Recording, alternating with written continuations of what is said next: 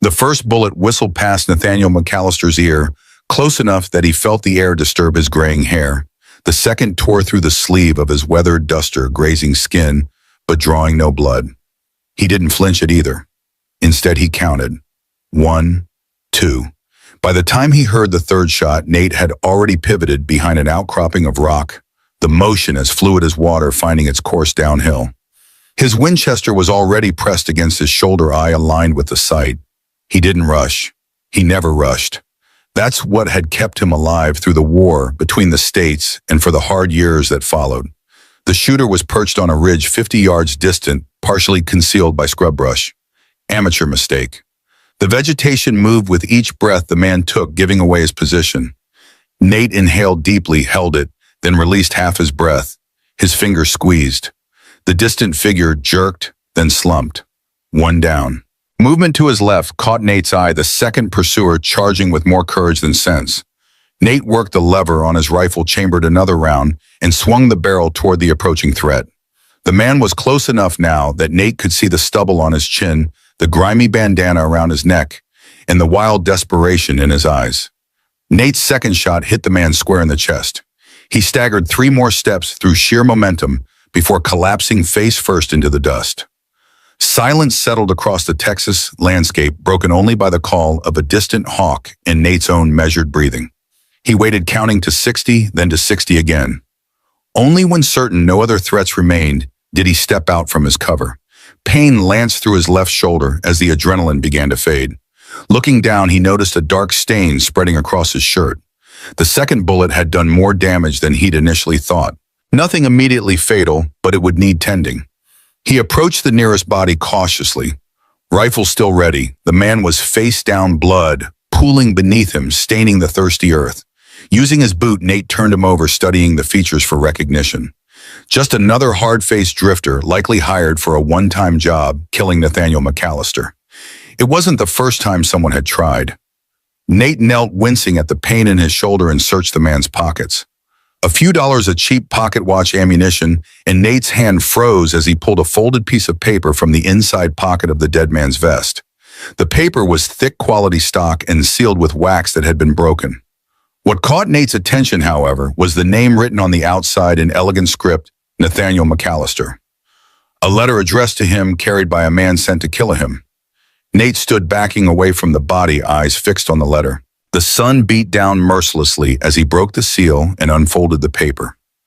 The handwriting was painfully familiar, though shakier than he remembered. Nate, if you're reading this, I'm already gone. I bought this ranch 5 years ago with the money you sent me. Yes, I kept it despite your instructions to use it for yourself. I knew someday you'd need a place to call home, even if you didn't know it yet. The property is north of Broken Creek, where the Chisos Mountains first rise from the plains. You'll know it by the 3 oak trees standing sentinel at the front gate. I need you to come. A final promise awaits you here, one that might give you what you've been searching for since Margaret died. The deed is in your name, but there's more to this legacy than land.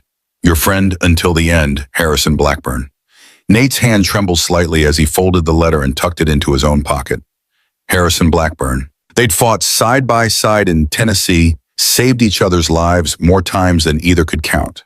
After the war, they'd gone their separate ways, Harrison to find peace, Nate to find something else. Absolution, perhaps. Or maybe just a quicker way to die that didn't involve putting a gun in his own mouth. He looked down at the dead man again, understanding clicking into place. These weren't random bounty hunters. They'd been sent to intercept him, to ensure he never reached Harrison's ranch, which meant whatever was waiting for him there was valuable enough that someone wanted to prevent his arrival. Nate returned to his horse, a sturdy dun gelding that had carried him faithfully for 2 years. The animal nickered softly as he approached. Looks like we've got a destination after all, old boy, Nate murmured, swinging himself into the saddle despite the protest from his wounded shoulder. He sat still for a moment, the weight of the letter heavy in his pocket. 7 years had passed since Margaret died in his arms, blood seeping through her nightdress, where the knife had entered. 7 years of drifting, taking jobs that put him in the path of bullets, hoping one might eventually find its mark and end his misery. His hand unconsciously moved to the silver wedding band he still wore. Before the light had faded from Margaret's eyes, she'd made him promise find his way back to being a man who could build a home, not just destroy them. 7 years and he still hadn't found a way to keep that promise. Maybe, just maybe, Harrison had found it for him. Nate turned his horse northward toward Broken Creek and the Chisos Mountains beyond, toward whatever final promise his old friend had left for him. The landscape grew more rugged as Nate rode north. Flat plains gave way to rolling hills, which in turn yielded to the first craggy foothills of the Chisos Mountains. The air cooled slightly with the elevation, bringing welcome relief from the Texas heat. His shoulder throbbed with each hoofbeat. He'd done what he could with it, cleaned the wound with whiskey, packed it with a strip of relatively clean cloth, but it needed proper tending. Fever was setting in. He could feel the unnatural warmth in his skin, the slight cloudiness in his thoughts. As the third day of riding dawned, Nate spotted a weathered wooden sign half hidden by overgrown brush. Broken Creek, 5 miles. He was close. His mind drifted as he rode, memories surfacing unbidden. Harrison Blackburn had been different from the other men in their regiment. Quieter, more thoughtful. While others spent their nights playing cards or drinking whatever rot gut they could find, Harrison would often be found writing letters to his wife Martha, or reading one of the small books he somehow always managed to keep dry and intact despite the mud and rain of camp. They'd been an unlikely pair, Nate, the hardened sharpshooter, with uncanny accuracy and a growing reputation for being able to make impossible shots, and Harrison, the gentle giant, who'd been a school teacher before the war. Yet they'd formed a bond forged in blood and gunpowder that neither had expected to survive the conflict. The last time Nate had seen Harrison was in 1870, 5 years ago. Nate had been in a bad way then. Then, drinking heavily, taking increasingly dangerous jobs, caring little whether he lived or died. Harrison had found him in a saloon in El Paso, dragged him outside, and sobered him up with harsh words and cold water. "You think Margaret would want this?" Harrison had demanded, his normally calm voice raised in anger. "You think this is keeping your promise to her?" Nate had swung at him, then a wild, drunken punch that Harrison had easily sidestepped. When Nate had fallen face first into the dirt, Harrison had helped him up, dusted him off, and taken him to a hotel room. The next morning, Harrison had pressed a small leather pouch into Nate's hand. Inside was enough money to start fresh. "I can't take this," Nate had protested. "You can and you will," Harrison had insisted. "But promise me you'll use it to build something, not destroy yourself." Nate had promised, though he hadn't kept his word. He'd sent the money back to Harrison months later, unable to bring himself to use it for any purpose. By then, he'd taken up bounty hunting, using his skills with a rifle to track wanted men. It wasn't building anything, but at least it put his talents to use against men who deserved their fate. Or so he told himself.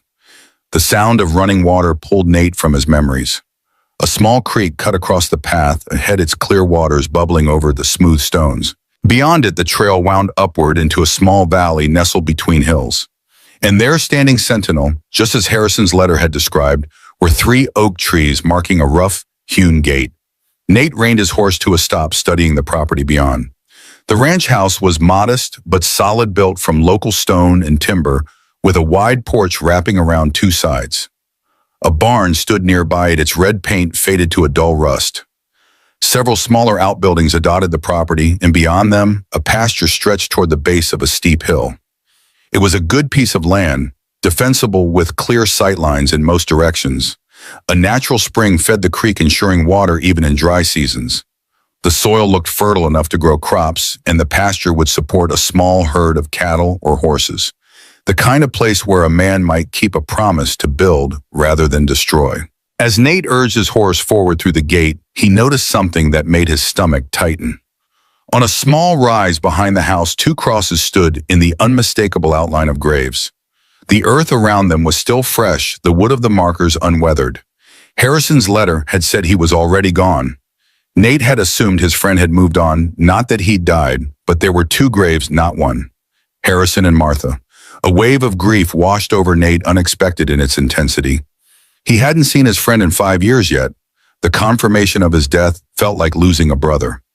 Lost in his thoughts, Nate almost missed the slight movement at the corner of the barn, a shadow detaching itself from deeper shadows. His instincts, honed by years of tracking and being tracked, snapped him back to full alertness. He wasn't alone. Nate's hand dropped to his revolver, but he didn't draw. Not yet. Whoever was watching him could have shot him already if that was their intention. I mean no harm, he called out, his voice rough from disuse and trail dust. I'm Nathaniel McAllister.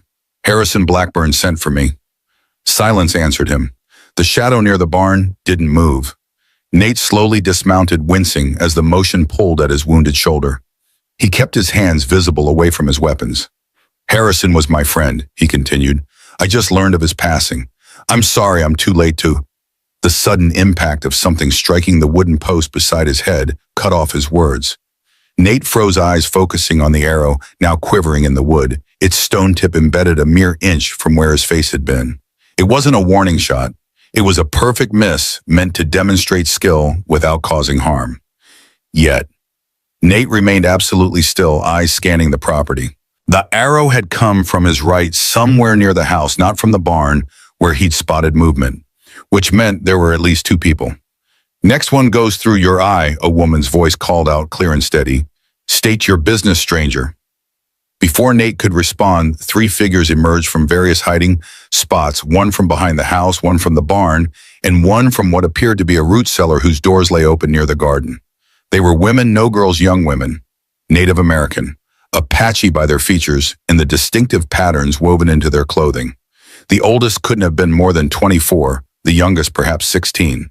The eldest stepped forward, a bow still drawn and aimed squarely at Nate's chest. Her face was a mask of determination, her dark eyes assessing every detail of his appearance. I asked your business, she repeated. Nate kept his hands raised. As I said, I'm Nathaniel McAllister. Harrison Blackburn was my friend from the war. He sent me a letter asking me to come. The young woman's eyes narrowed. Harrison's been dead 3 weeks. I just learned of it today, Nate replied evenly. I'm sorry for your loss. He was a good man. The tension in the air was palpable. The youngest of the three women clutched a knife, her knuckles white around the handle. The middle one held what looked like a small leather pouch, perhaps containing something to throw. The eldest, still training her arrow on Nate, studied him with such intensity that he felt as though she were looking straight through to his soul. You're hurt, she finally said, nodding toward the bloodstain on his shoulder. Got shot. It's nothing serious. Luna, the middle one said quietly in the direction of the eldest. It's him, the man from the photograph. Luna, the eldest, hesitated, then slowly lowered her bow, though she didn't fully relax the string. Harrison kept a picture, she explained, her voice still wary. You and him in uniform. He said if a tall man with gray at his temples and eyes like winter came, we should trust you. Her lips tightened. He didn't say you'd bring trouble with you. Nate frowned. What trouble? You're bleeding. That means someone shot you. That means someone might be following you. Luna nodded to the middle sister. Ayasha checked his wound. Kimmy watched the trail. The youngest Kimmy nodded and darted away toward the gate, moving with the silent grace of a deer. Ayasha approached Nate cautiously, her steps measured. I need to see the wound, she said, her voice softer than her sister's, but no less firm. Nate nodded slowly, removing his duster and unbuttoning his shirt to expose the injury. The cloth he'd packed against it was soaked through with blood, and the skin around the wound was angry and red. Ayasha's expression remained neutral as she examined it, but her eyes betrayed concern. The bullet went through clean, but it's infected. You need medicine. I've had worse, Nate replied. Luna snorted. Men always say that. She finally relaxed her bowstring completely, though she kept the arrow nocked. Why did Harrison send for you, and why now? Nate reached slowly into his pocket, telegraphing his movements. He sent this letter. I found it on a man who tried to kill me. He held it out. Luna took it, her eyes scanning the words. Something in her expression shifted, a softening perhaps, or recognition. The final promise, she murmured almost to herself. What does it mean? Nate asked. Luna folded the letter and handed it back to him. It means you should come inside. We have much to discuss, Nathaniel McAllister. She turned toward the house, then paused. And if you make any move to harm my sisters, I'll put an arrow through your heart before you can blink. Nate believed her. The interior of the ranch house was cooler than the Texas heat outside its thick stone walls, providing natural insulation. It was sparsely but comfortably furnished with handcrafted wooden tables and chairs, a stone hearth, and simple woven rugs covering portions of the plank floor. Luna gestured for Nate to sit at the kitchen table, while Ayasha gathered supplies to treat his wound. The young woman worked in silence, cleaning the injury with a mixture that smelled of alcohol and herbs. It stung fiercely, but Nate didn't flinch. "You've had practice with this," he observed quietly. Ayasha's hands were steady and skilled. "Harrison's wife Martha was a nurse during the war. She taught me." "Martha was a good woman," Nate said. "I only met her once, but Harrison spoke of her often." "She died first," Luna said from where she stood near the doorway, still watching Nate with wary eyes. "The fever took her 2 days before Harrison followed." A sadness passed over Ayasha's face as she applied a poultice to Nate's wound. "We did everything we could. My medicines, Martha's medicines. Nothing helped." "I'm sorry," Nate said and meant it. Kimmy, the youngest, slipped back into the house. "No one on the trail," she reported to Luna. Her gaze fell on Nate, curiosity evident in her expression. "Are you really the man from the photograph? The one Harrison called the best shot in Tennessee?" A ghost of a smile touched Nate's lips. "He exaggerated. I missed plenty." "But not when it mattered," Luna interjected. "That's what he said. Nate never misses when it matters." Ayasha finished bandaging the wound and stepped back. "You should rest. The herbs will help with the infection, but your body needs time to heal." Nate nodded his thanks, but kept his attention on Luna. "You still haven't told me what Harrison meant by a final promise, or why he wanted me here." Luna exchanged glances with her sisters, some unspoken communication passing between them. Finally, she pulled out a chair and sat across from Nate. "Harrison Blackburn and his wife saved our lives," she began. Her voice measured. 10 years ago, soldiers attacked our village. I was 14, Ayasha 12, Kimmy just 6. Our parents were killed. We were captured and taken to be sold. Nate's jaw tightened. He knew of such practices, though they were less common now than in earlier years. The selling of captives, especially young girls, was a dark chapter in the history of the frontier. "Harrison and Martha bought us at the market in El Paso," Luna continued, "but not for the reasons other men bought native girls." Her eyes hardened at memories Nate could only imagine. "They brought us here, gave us a home, taught us to read and write English. They treated us like daughters." "They were good people," Ayasha added softly. "Martha showed me how to combine my people's medicine with the white man's knowledge. Harrison taught us about the law, about property, about how to survive in this world." "But not everyone sees us as people," Luna said, her voice taking on an edge. "To many, we are still just property, savages. And when Harrison became ill, he knew what might happen to us when he was gone." Kimmy, who had been quiet, spoke up. "He said you would come. He said you would protect us like he did." Nate felt the weight of that expectation settle onto his shoulders, heavier than any burden he had carried since Margaret's death. "Why me?" "Because Luna said he trusted you, and because he believed you needed us as much as we need you." The statement hung in the air, challenging Nate's understanding of his purpose here. Before he could respond, Ayasha placed a steaming mug in front of him. "Drink this," she instructed. "It will help with the fever and pain." Nate accepted the mug, breathing in the earthy, bitter smell. "I'm not sure I'm what Harrison thought I was," he said after taking a sip. The liquid was unpleasant but not intolerable. "I'm not the same man he knew during the war." "None of us are who we were before," Luna replied. "But Harrison believed in you until the end. He said you were a man who kept his promises even when they were hard to keep." Margaret's face flashed in Nate's mind, her smile, her eyes, the way she'd looked at him on their wedding day. And then, unbidden, the image of her final moments, the light fading from those same eyes as she made him promise to find his way back to being a man who could build rather than destroy.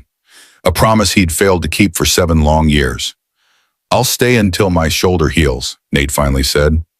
"Beyond that, I can't make any guarantees." Luna studied him for a long moment, then nodded once as if having confirmed something to herself. "Fair enough. You can have Harrison's room. It's the one at the end of the hall." As Ayasha led him to the bedroom, Nate felt the tension of the day catching up with him. The herb mixture was making him drowsy, dulling the pain in his shoulder and the edges of his thoughts. The room was simple, a bed with a handmade quilt, a dresser, a chair by the window. On the wall hung the photograph Luna had mentioned, Nate and Harrison, in their Confederate gray, standing side by side, their expressions serious, but their eyes alive with the peculiar brotherhood that forms between men who face death together. Nate sank onto the edge of the bed, exhaustion washing over him in waves. As he lay back, his last conscious thought was of Harrison's letter and the mysterious final promise that had drawn him here. Whatever it was, he had a feeling it would change everything. The fever dreams came as Nate slept, vivid and disjointed. Margaret reaching for him across a widening chasm. Harrison standing on the other side, beckoning. Three shadowy figures with bows and arrows guarding a treasure Nate couldn't identify. And through it all, a voice, sometimes Margaret's, sometimes Harrison's, repeating the same words, "Keep your promise." He awoke to moonlight streaming through the window, his shirt soaked with sweat, but his mind clearer than before. The fever had broken. Whatever Ayasha had given him had done its work. Nate sat up slowly, testing his shoulder. The pain was still there, but duller, more manageable. He could move his arm without feeling like a hot poker was being driven into his flesh. The house was quiet. By the position of the moon, he guessed it was well past midnight. Everyone would be asleep. Carefully, he rose and moved to the window. The ranch lay bathed in silver moonlight, peaceful and still. From this vantage point, he could see the two graves on the hillside, the crosses casting long shadows across the freshly turned earth. A movement on the porch caught his eye. Someone was sitting in one of the rocking chairs, a silhouette against the backdrop of the moonlit landscape. Nate pulled on his boots and made his way quietly through the house. The floorboards creaked slightly beneath his weight, but he moved with the practiced stealth of a man accustomed to going unnoticed when necessary. Luna turned her head slightly when he stepped onto the porch, acknowledging his presence without speaking. She held a glass of amber liquid whiskey by the smell of it. "Thought you'd be out longer," she said after a moment. "Ayasha's medicine usually puts men twice your size to sleep for a full day." "I've built up a tolerance to many things," Nate replied, leaning against the porch railing. His shoulder protested, but he ignored it. Luna studied him, then reached beside her chair and produced another glass and a bottle. She poured a measure and held it out to him. "Harrison's private stock," she explained. "He saved it for special occasions." Nate accepted the glass, the irony not lost on him. The last time he'd seen Harrison, his friend had been lecturing him about drinking too much. Now here he was sharing Harrison's whiskey with a young Apache woman under a Texas moon. Life took strange turns. They drank in silence for a while, the only sounds the gentle creaking of Luna's rocking chair and the distant call of nightbirds. "He talked about you," Luna finally said, her voice softer than Nate had heard it before. "Said you were the best man he ever knew, and the most dangerous." Nate's mouth twitched. That sounds like Harrison, always seeing both sides of a person.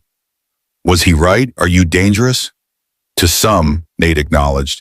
He took another sip of whiskey, feeling its warm path down his throat. Not to you or your sisters, if that's what you're asking. Luna nodded as if confirming something to herself. The men who shot you, they won't be the last to come, will they? The question hung in the air, heavy with implication. Nate considered lying, offering false reassurance, but something told him Luna wasn't the type of woman who appreciated being shielded from hard truths. Probably not, he admitted. Someone doesn't want me here. Someone who knows about Harrison's letter and what it might mean. Judge Prescott, Luna said the name like venom on her lips. Who coined Walter Prescott? The circuit judge for this territory. He wants this land. Luna's hand tightened around her glass. He's been trying to claim it since before Harrison fell ill. Says 3 Indian girls can't legally own property no matter what Harrison's will says. The pieces began to fall into place in Nate's mind. And you think he sent those men to stop me from reaching the ranch? I know he did, Luna replied with certainty. His son Ethan was here 2 days after Harrison died. Said the ranch would be auctioned for taxes unless we had a white man to stand for us in court. Her dark eyes met Nate's. Harrison said you would come, that you would be that man. Nate looked out over the moonlit property, understanding growing within him. This was the final promise Harrison had written about.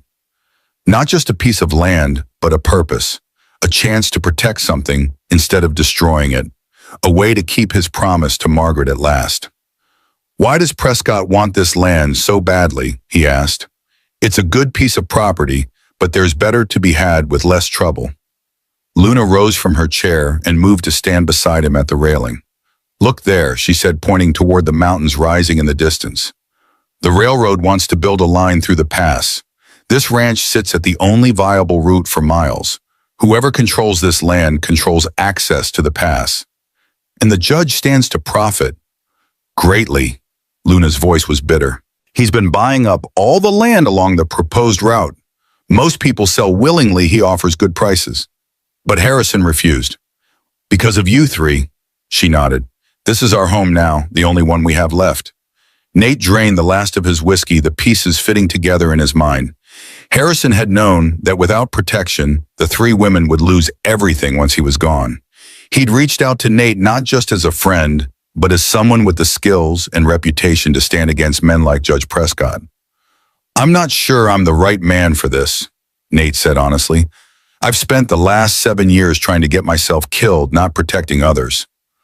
Luna turned to look at him directly, her expression unreadable in the moonlight. Harrison said you made a promise to your wife before she died, a promise you hadn't been able to keep. The statement hit Nate like a physical blow. He hadn't told Harrison the exact words he'd exchanged with Margaret in her final moments. He must have guessed or perhaps just known Nate well enough to understand.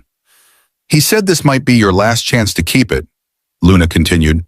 That's why he called it a final promise. Not just his promise to us, but yours to her. The night air suddenly felt too heavy to breathe. Nate set his empty glass on the railing with a hand that wasn't quite steady. I need to think, he said. Luna reached out, surprising him by placing her hand briefly on his uninjured arm. Think all you need, but know this, we won't leave this land willingly. If you choose not to help us, we'll fight anyway. We'll just die doing it. She gathered the bottle and glasses and moved toward the door. Before entering, she paused. Harrison believed in you, Nathaniel McAllister. He said when it mattered most, you never missed your shot. He thought this us mattered. She disappeared into the house, leaving Nate alone with the moon, the distant mountains, and the weight of promises both kept and broken. Dawn broke over the eastern hills, painting the landscape in hues of gold and crimson. Nate had remained on the porch for hours after Luna left, remembering wrestling with ghosts he'd long tried to outrun. Now, as the first rays of sunlight touched the crosses on the hill behind the house, he made his way toward them. The climb was gentle, but enough to make his wounded shoulder throb in protest. The graves were simple, the earth still fresh. Small stones had been placed along the perimeters in a pattern Nate recognized as Apache, a blending of traditions just as the lives within the ranch house represented a blending of worlds. You always did know how to back a man into a corner, Harrison, Nate said softly to the grave on the right. Couldn't just ask outright, had to make it about keeping promises. A breeze stirred the grass around the graves, rustling like a whispered response. I'm not who I was, Nate continued, not the man you knew during the war. I've done things, Harrison. Things that can't be undone. He knelt beside the graves, feeling the morning sun warm on his back. But you knew that, didn't you? You knew, and you still sent for me. Nate shook his head, a rueful smile touching his lips. Always did see something in me I couldn't see myself. From this vantage point, he could see the entire ranch spread below the house, the barn, the garden where young plants were beginning to grow, the creek winding its way through the property. It was beautiful in the morning light, peaceful in a way few places Nate had known could claim to be, the kind of place Margaret would have loved. The sound of movement behind him alerted Nate to someone's approach. He didn't turn, recognizing the light, careful footsteps. You're up early, he said. Kimmy, the youngest of the sisters, came to stand beside him. Unlike Luna's constant wariness or Ayasha's quiet assessment, Kimmy's expression was open, curious. I come every morning, she said, her voice lighter than her sister's. I tell them about the rabbits in the garden and the hawk that built a nest in the big oak. She knelt and placed a small bundle of wildflowers between the graves. Harrison liked when I told him about the animals. Nate watched as she arranged the flowers with care. You were close to them. Kimmy nodded, a sadness passing over her young face. I don't remember much about my real parents. I was too small when they died. Harrison and Martha are the only father and mother I really knew. The simple statement carried a weight of loss that Nate understood all too well. Luna says you might leave soon. Kimmy continued, looking up at him with eyes too old for her young face. She says we shouldn't expect you to stay. Nate met her gaze. Your sister is practical. But Harrison said you would stay. He said you were a man who kept his word. Kimmy rose, dusting soil from her skirt. Were you there in the war with him? I was. Nate stood as well, wincing slightly at the stiffness in his shoulder. Did you kill people? The directness of the question caught Nate off guard, though it shouldn't have. Children often cut straight to the heart of matters adults prefer to circle. Yes, he answered honestly. Many. Kimmy nodded, accepting the truth without judgment. Harrison said he did too, but that it haunted him. Does it haunt you? Nate looked out over the ranch, considering his answer. Some deaths more than others. The ones who didn't deserve it. Those, Nate agreed, and the ones I should have prevented but couldn't. Kimmy was quiet for a moment, processing this. There's breakfast, she finally said. Ayasha sent me to tell you. She wants to check your wound too. As they walked back down the hill together, Kimmy spoke again. If you stay, I could show you the secret places on the ranch. The cave where mountain lions sometimes sleep. The pool where the biggest fish hide. Harrison liked when I showed him those things. There was hope in her voice, carefully contained but present nonetheless. Nate felt something shift within him, a crack in the wall he'd built around his heart since Margaret's death. I'd like that, Kimmy, he said, if I stay. Her smile was quick but genuine, lighting her face in a way that reminded Nate painfully of the children he and Margaret had once hoped to have. Back at the house, the smell of coffee and fresh bread filled the kitchen. Ayasha was at the stove, stirring something in a cast-iron pot. Luna sat at the table, studying what appeared to be a ledger. Your shoulder needs checking, Ayasha said without turning around. Sit. Nate complied, easing himself into a chair. Ayasha set aside her cooking and came to him, unwrapping the bandage with efficient movements. The infection is receding, she observed, probing gently around the wound. But you tore the flesh again. You need to rest the arm. I'll keep that in mind, Nate replied. Luna closed the ledger and regarded him with her usual measured assessment. Have you decided? Direct as always. Nate appreciated that about her. I need to know more, he said, about Judge Prescott and about the situation here, about what Harrison expected me to do. Luna opened her mouth to respond, but a sound from outside interrupted her hoofbeats approaching at a steady pace. All four of them froze, instantly alert. Luna moved to the window, staying to one side to remain unseen. 2 riders, she reported, her voice tense. Coming up the main trail. Nate stood, his hand automatically reaching for the revolver that wasn't there. His weapons were still with his saddlebags. Where are my guns? By the door, Kimmy said, already moving to retrieve them. Luna's expression was grim. If it's Prescott's men, they won't be alone for long. Nate checked his revolver and rifle, quickly ensuring both were loaded and ready. Years of practice had made the motions automatic, requiring no conscious thought. You 3 stay inside, he instructed. I'll handle this. Luna's eyes flashed. This is our home. We defend it together. Fine, Nate conceded, recognizing the determination in her stance. But let me do the talking first. No arrows unless I signal. Ayasha handed him a small leather pouch. Throw this at their feet if they attack. Don't breathe it in yourself. Nate tucked the pouch into his pocket without question, then moved to the door. He stepped onto the porch just as the riders came into clear view. The lead rider was a man in his 40s, well-dressed in a manner that spoke of wealth and position. His companion was younger, perhaps in his late 20s, with a hard face and cold eyes that immediately marked him as dangerous to Nate's experienced assessment. Both men reined their horses to a stop at the sight of Nate, standing on the porch, rifle held casually but ready at his side. This is private property, Nate called out. The older man studied Nate for a moment, then smiled, a practiced expression that never reached his eyes. I believe you're mistaken, sir, he replied, his voice carrying the educated tones of the eastern states. This property is currently in legal dispute. I'm Judge Walter Prescott, the circuit judge for this territory. He gestured to his companion. My son, Ethan. The younger man, Ethan, was staring at Nate with an intensity that went beyond normal curiosity. There was recognition there and something else. Satisfaction, perhaps. I know who you are, Ethan said, his mouth curving into a smile that sent a chill down Nate's spine. Nathaniel McAllister, the sharpshooter from Tennessee. He laughed, the sound without humor. Well, I'll be damned. The bounty hunters actually did their job. They just didn't live to collect their pay. Nate kept his expression neutral, but internally pieces were falling into place.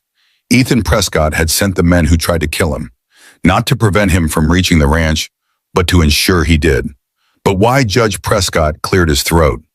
You'll have to excuse my son's manners, Mr. McAllister. We weren't properly introduced. His eyes narrowed slightly. May I ask what business you have at the Blackburn Ranch? Behind Nate, the door opened. Luna stepped out, her bow conspicuously absent, but her stance no less ready for conflict. Mr. McAllister is here at the late Mr. Blackburn's request, she said, her voice steady and formal, as executor of the estate. This was news to Nate, but he didn't let his surprise show. Instead, he simply nodded, playing along with whatever strategy Luna was employing. Judge Prescott's facade of politeness slipped, momentarily revealing the hard calculation beneath. Is that so? How interesting. I wasn't aware Harrison had appointed an executor. It's all legal and proper, Luna continued. The documents were filed with the territorial office in El Paso last month. Well, this changes matters somewhat, the judge said, recovering his composure. You understand, Mr. McAllister, that there are certain complications regarding this property. I'm beginning to get the picture, Nate replied. Ethan Prescott had not taken his eyes off Nate. You know there's quite a price on your head in certain parts of Texas for a man who killed a marshal in Laredo 2 years back. Nate's expression didn't change, but inwardly he cursed. That particular incident had been self-defense. The marshal in question had been on the payroll of a cattle baron and had drawn first. But Nate doubted that detail would matter much to a circuit judge looking for leverage. Interesting time for you to show up here, Ethan continued, his smile growing. Almost like someone wanted you found. And there it was, the trap laid out in the open. Ethan had arranged for the bounty hunters to find Nate using Harrison's letter as bait. He'd expected them to either kill Nate or drive him to the ranch where Ethan could use the outstanding bounty as leverage. Judge Prescott sighed as if disappointed in his son's lack of subtlety. What my son is trying to say, Mr. McAllister, is that we might be able to help each other. You have legal problems. I happen to be a judge. And all I have to do is convince the Apache girls to leave, Nate finished for him. They have no legal right to this property, Prescott said, his voice hardening, no matter what Harrison Blackburn might have told them. The law is clear on this matter. Luna's hand brushed against Nate's arm, a silent signal. From the corner of his eye, he could see Ayasha and Kimmy watching from the window ready. I'll need time to review the situation, Nate said, intentionally vague. As executor, I have responsibilities to consider. Judge Prescott studied him for a long moment, then nodded. Of course. Take a few days. Consider your options carefully. His gaze shifted to Luna. All of you should consider your options. Ethan looked as if he wanted to say more, but a sharp glance from his father silenced him. We'll return in 3 days, the judge said, gathering his reins. I trust by then you'll have reached the sensible conclusion, Mr. McAllister. As the two men turned their horses and rode away, Luna spoke quietly beside Nate. You see now what we're facing. Nate watched the riders disappear down the trail, his mind working through the implications of the encounter. They set a trap for me, he said, used Harrison's letter to draw me in. And now they'll use the bounty on your head to control you, Luna agreed. Unless I help you fight them, Nate finished. He turned to face her. Did Harrison really appoint me executor of his estate? A ghost of a smile touched Luna's lips. No, but he did leave something for you, something that might change everything. She held his gaze, a challenge in her dark eyes. It's time you knew the whole truth, Nathaniel McAllister. About Harrison, about us. Her voice lowered. And about your father. My father, Nate repeated, confusion evident in his voice. My father has been dead for 20 years. What could he possibly have to do with this? Luna's expression was unreadable. Everything, she said simply. He has everything to do with why we're all here now. And with that cryptic statement, she turned and walked back into the house, leaving Nate standing on the porch with more questions than answers, and the distinct feeling that he'd just stepped into something far more complicated than a land dispute in the Texas borderlands. Nate followed Luna into the ranch house, her words about his father echoing in his mind. The kitchen felt suddenly too small, the air too heavy with unspoken truths. Ayasha and Kimmy exchanged glances, clearly aware of what was coming.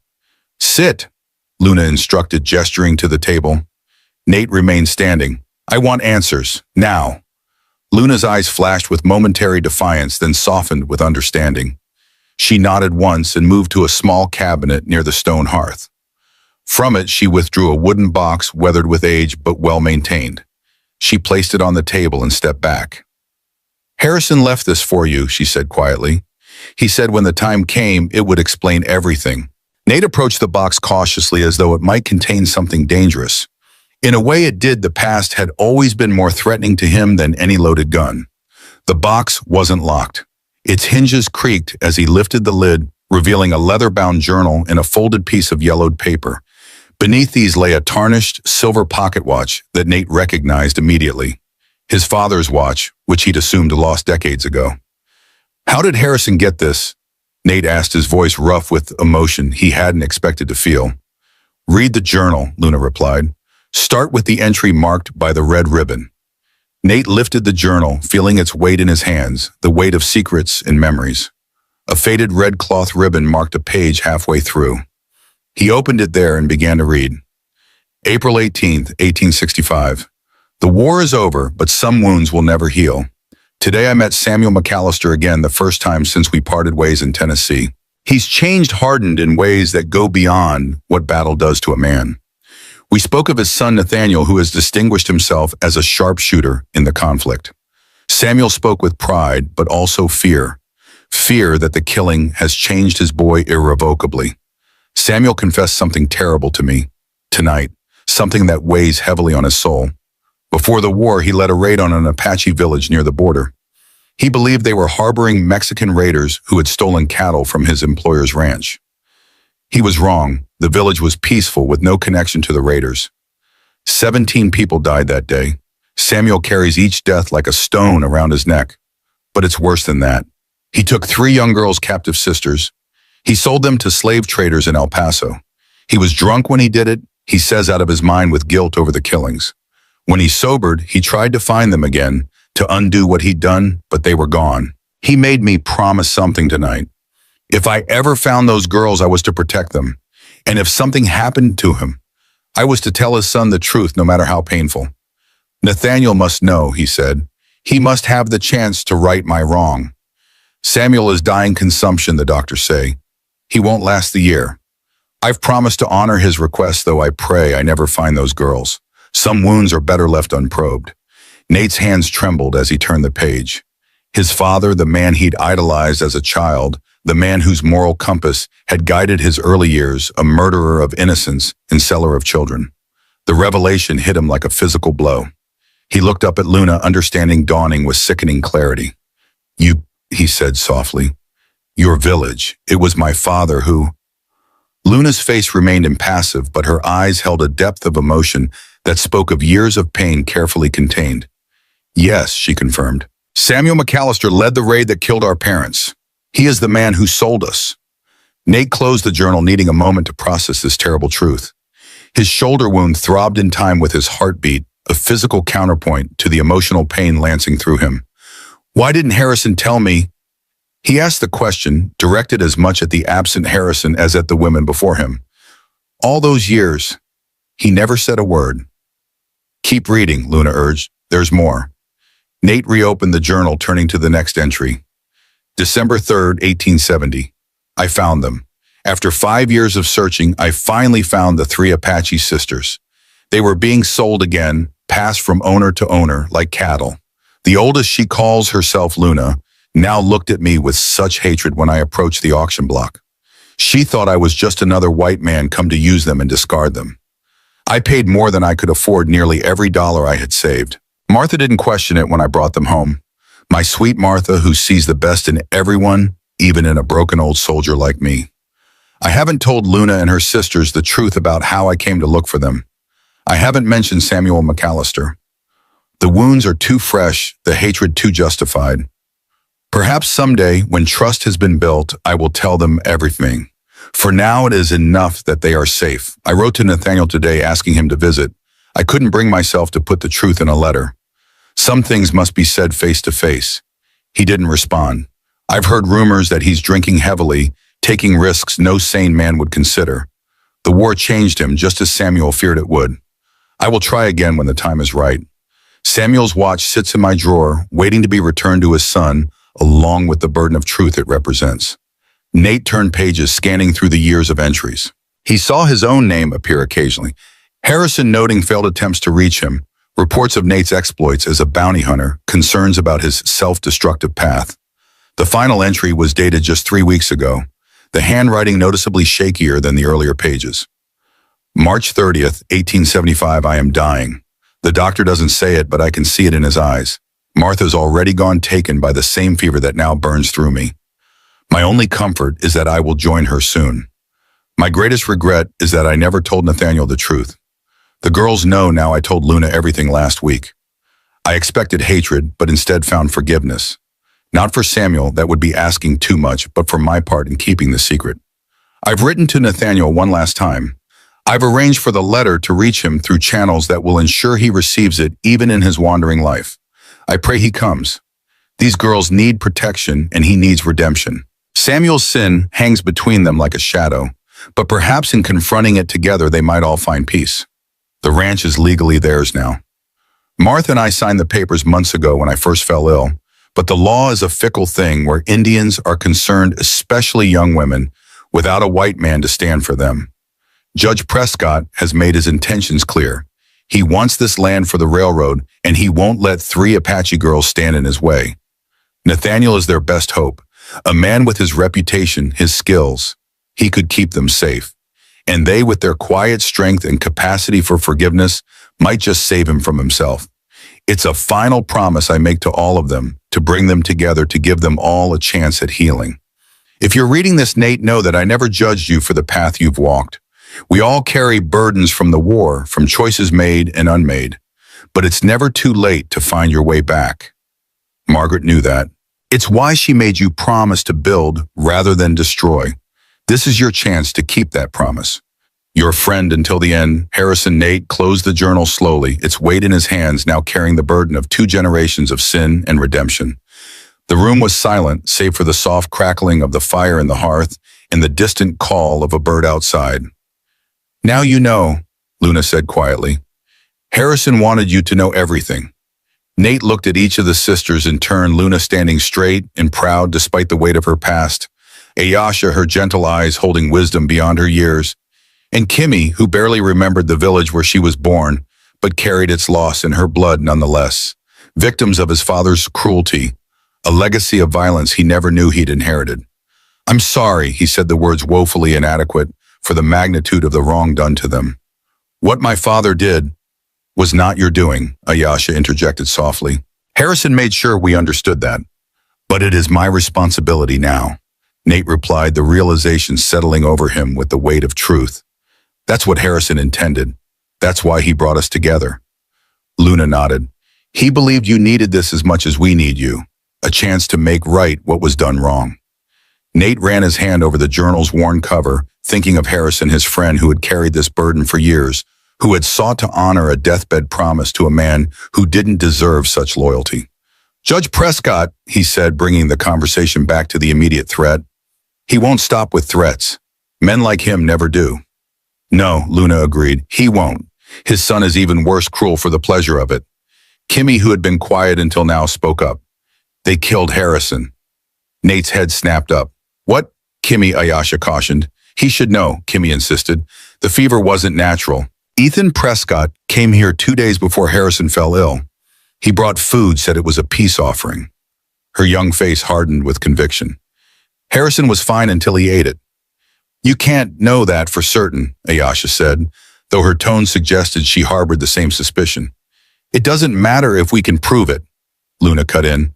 What matters is that they want this land and they'll do whatever it takes to get it. Nate nodded, his tactical mind already shifting to the problem at hand. How long before they come back with more men?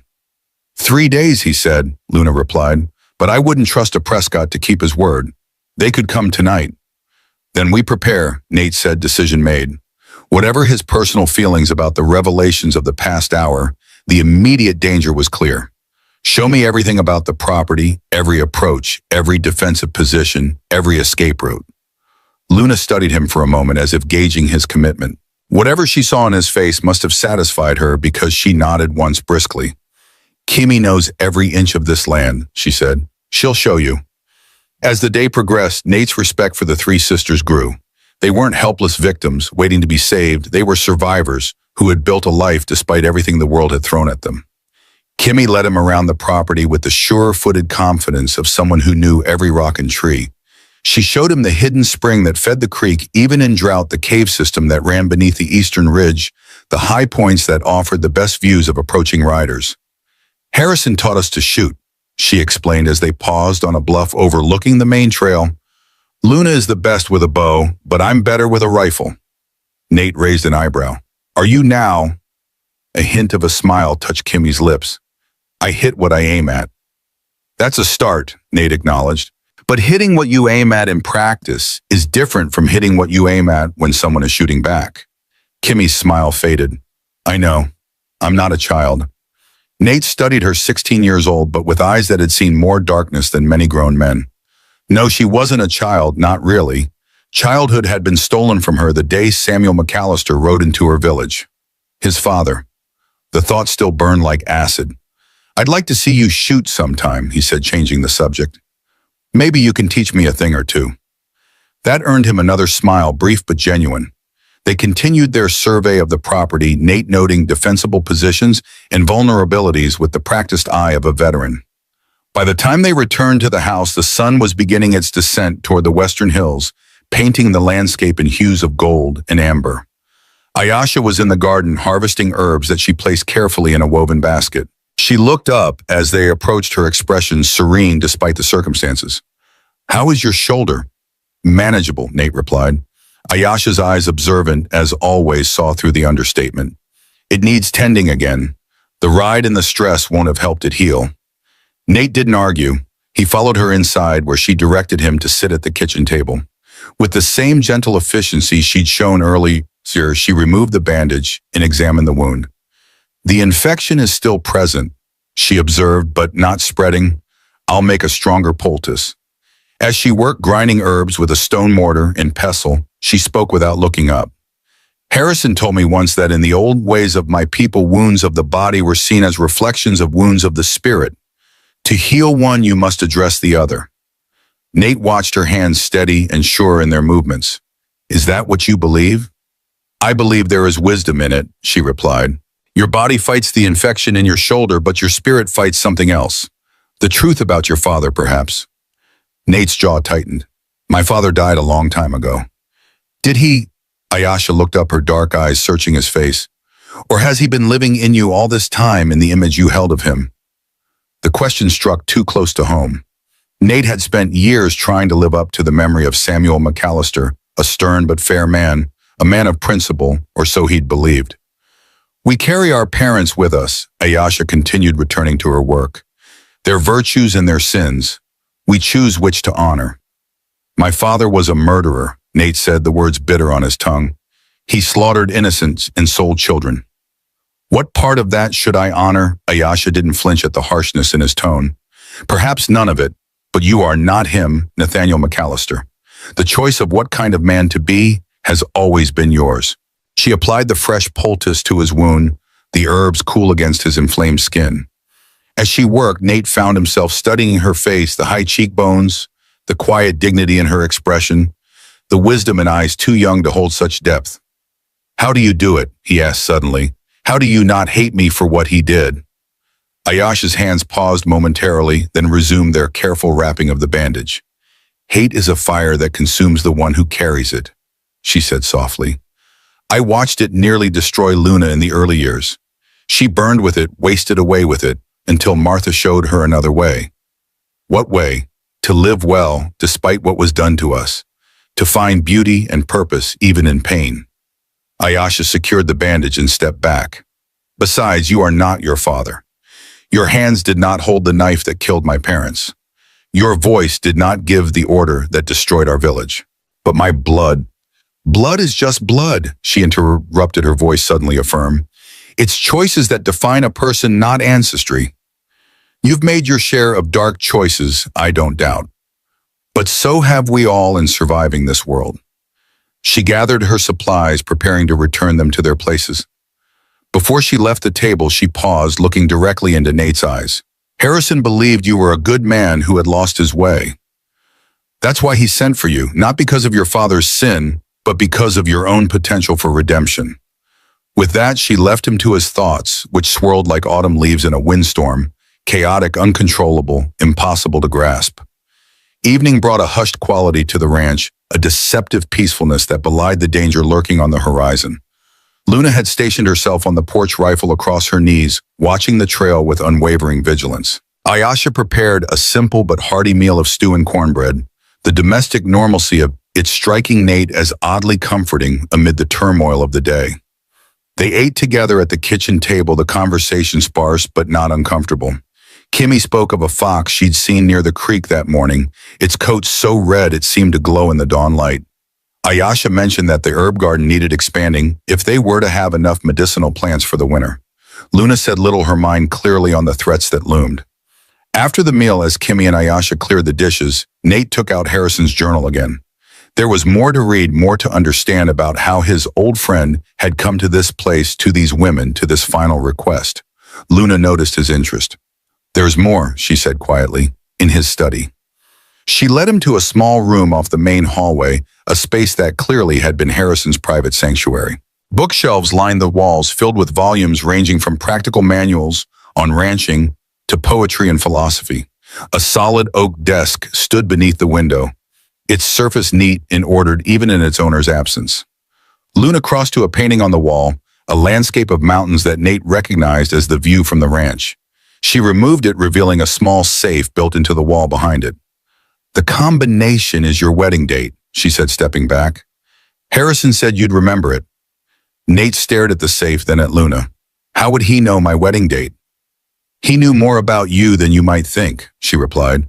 "He kept track of you over the years, even when you thought no one was watching." Nate approached the safe, his fingers hesitating over the dial. April 12th, 1866. The happiest day of his life and the beginning of the shortest. He and Margaret had had barely a year together before she was taken from him. The lock clicked open on the third number. Inside lay a stack of papers, legal documents by the look of them, and another smaller journal. Nate removed both, setting them on the desk. The top document was a deed to the ranch dated 6 months earlier. It listed the owners as Luna, Ayasha, and Kimmy, their Apache names written first, followed by the English names Martha and Harrison had given them. The document was properly notarized and bore the seal of the Territorial Land Office. "This looks legal," Nate observed, scanning the formal language. "It is," Luna confirmed. "Harrison made sure of it. He paid extra to have it filed properly with multiple copies in different offices." "Then why is Judge Prescott so confident he can take the land?" Luna's expression darkened. "Because the law protects men like him, not women like us. He's counting on no one being willing to stand against him on behalf of 3 Indian girls, as he calls us." Nate set aside the deed and picked up the smaller journal. Unlike the one he'd read earlier, this one was newer, its leather cover less worn by time and handling. He opened it to the first page. "My private thoughts regarding NM and the girls, not to be shared until after my death, and then only if necessary. HB." The entries were sporadic, spanning the past 5 years. Many detailed Harrison's attempts to locate Nate, his concerns about the path his friend had chosen, his hopes for eventual reconciliation. Others focused on the sisters, their progress, their healing, their growth into young women of strength and character. One entry, dated 2 years earlier, caught Nate's attention. "Ethan Prescott came by the ranch today, ostensibly to discuss water rights for his father's nearby property. His true purpose was transparent. He couldn't keep his eyes off Luna. There is something disturbing in that young man's gaze, something that makes me fear for her safety when I'm gone. I have taught the girls to shoot to defend themselves, but it may not be enough against the power of the Prescott family. They need a protector, someone whose reputation alone might give men like Ethan pause. I think again of Nathaniel. The stories that reach me speak of a man feared throughout the territory, the sharpshooter from Tennessee. They call him now a killer for hire, some say, though. I know there must be more to it than that. The Nate I knew could never become purely that. Perhaps his fearsome reputation could serve a nobler purpose. Perhaps in protecting these girls, he might find his way back to the man I once knew, the man Margaret loved." Another entry from just a month before Harrison's death, Judge Prescott made his offer today, $5,000 for the ranch, a generous sum by any measure. When I declined, the facade of civility dropped away like a mask. "Those Apache girls will be gone the moment you're in the ground," he said. one way or another. I've accelerated my plans. The deed is registered in the girls' names now with all legal formalities observed. I've written to Nathaniel again, though I fear the letter may never reach him. As a final precaution, I've spoken with Martha about making arrangements with Sergeant Winters, who now runs the trading post in El Paso. Winters served with Nathaniel briefly and owes me a favor. If all else fails, he might help. Time grows short. I can feel it in my bones in the way Martha looks at me when she thinks I don't notice. I pray Nathaniel comes in time. I pray he becomes the man these girls need, the man I believe he still can be beneath the years of pain and wandering. Nate closed the journal, a heaviness settling in his chest. Harrison had seen this moment coming, had tried to prepare for it from beyond the grave, had tried to save not just the 3 Apache sisters, but Nate himself. Harrison was a good man, Luna said, breaking the silence. Better than most. Yes, Nate agreed quietly. He was. Do you understand now why he brought you here, why he wanted you to know about your father? Nate looked up at her, seeing not just the woman she was, but the frightened 14-year-old girl she had been torn from her home, her parents murdered before her eyes, sold like property at the hands of Samuel McAllister. He wanted me to make amends, Nate said, for what my father did. No, Luna shook her head. He wanted you to find purpose again. The amends are secondary, important, but secondary. She moved to the window, looking out at the darkness that had fallen over the ranch. Harrison saw something in you worth saving, Nathaniel McAllister. Something beyond the killer you've become. He believed that in saving us, you might save yourself. Nate didn't respond immediately. The weight of Harrison's expectations of his father's sins, of these women's need for protection, it all pressed down on him like a physical burden. Could he be what they needed? Could he find his way back to being the man Margaret had loved, the man who had once dreamed of building a home rather than destroying them? Judge Prescott will come, Luna said, turning back to face him. And he won't come alone. Whatever you decide, we need to be ready. Nate nodded, decision crystallizing within him. We'll be ready. The next morning dawned clear and cool, the Texas spring, offering a brief respite from the heat that would come with summer. Nate rose early, his shoulder less painful thanks to Ayesha's ministrations. He found Luna already awake, cleaning her rifle on the porch. Couldn't sleep, he asked, settling into the chair beside her. See, sleep is a luxury in times like these, she replied, not looking up from her task. What's your assessment of our situation? Direct as always. Nate appreciated that about her. Difficult but not hopeless, he said honestly. The ranch is defensible and you 3 know how to handle yourselves. But Prescott has numbers and the law on his side, or at least the appearance of law. And you, where do you stand? Nate had spent much of the night considering that very question. The revelations about his father, the truth of Harrison's intentions, the responsibility now laid at his feet, it was more than he'd bargained for when he'd followed the trail to this ranch. I'm staying, he said simply, at least until this business with Prescott is settled. Luna nodded as if she'd expected nothing less. And after the future had been a concept Nate had avoided for 7 years, living day-to-day, job to job, with no thought beyond the next horizon. The idea of after was foreign, almost uncomfortable. Let's survive the now first, he deflected. Luna accepted this with another nod, returning to her rifle. They sat in companionable silence as the sun rose higher, casting long shadows across the yard. The quiet was broken by the sound of a horse approaching a single rider coming fast up the trail. Luna was on her feet in an instant, rifle raised. Nate stood beside her, hand on his revolver. The rider came into view, a young Mexican man on a lathered horse pushing the animal hard. He reined in sharply at the sight of the armed figures on the porch. I bring news, he called, raising his hands to show he was unarmed. From town. Luna lowered her rifle slightly. Speak it then. Judge Prescott, the young man said, his breath coming fast. He is gathering men, many men. They talk of coming here tomorrow, not in 3 days as promised. How many? Nate asked. 20, perhaps more. They are offering good money. Nate exchanged a glance with Luna. 20 armed men was more than they could hope to hold off with just the 4 of them, no matter how defensible the property. Who sent you to warn us? Luna asked, suspicion evident in her tone. The young man, barely more than a boy, really straightened in his saddle. My father works at the livery. He heard them talking. He sent me because... He hesitated, then continued with quiet dignity. Because Senor Blackburn saved my sister last winter when the fever came. We owe him. Luna's expression softened slightly. Thank you for the risk you've taken. Ride back carefully. Don't let them see you've been here. The young man nodded, turned his horse, and rode away, leaving a cloud of dust in his wake. Tomorrow, Luna said quietly, not 3 days.